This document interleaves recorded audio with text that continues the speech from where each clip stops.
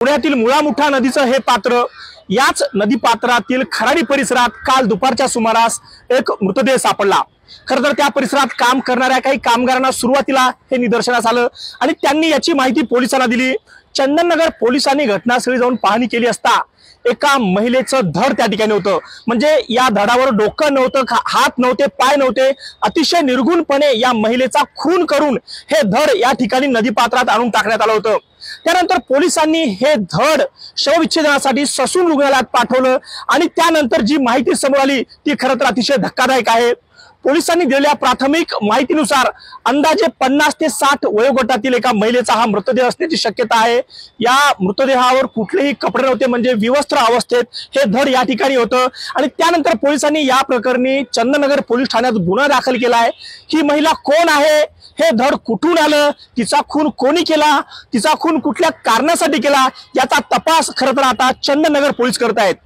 या प्रकरणी पोलीस उपायुक्त हिम्मत जाधव यांनी काय माहिती दिली पाहूयात। काल दिनांक 26 ऑगस्ट रोजी दुपारी 12:30 वाजेच्या सुमारास चंदननगर पोलीस स्टेशन हद्दीतील जेनी लाईट कन्स्ट्रक्शनचं काम चालू असलेल्या ठिकाणी मुळा-मुठा नदीच्या पात्रामध्ये एक मृतदेह कामगारांना आढळून आलं होतं। त्यावरून त्यांनी पोलीस स्टेशनला खबर दिली होती। स्थानिक पोलीस अधिकाऱ्यांनी जाऊन त्या ठिकाणी पाहणी केली असता एक मृतदेह पाण्यातून बाहेर काढून पाहिला तर एक स्त्री जातीचा मृतदेह आढळून आलेला आहे, ज्याला शिर आणि हात पाय नसलेल्या अवस्थेमध्ये विवस्त्र असा तो मृतदेह होता। त्यानंतर तो मृतदेह ससून रुग्णालय या ठिकाणी शवविच्छेदनाकरता पाठवण्यात आलेला होता।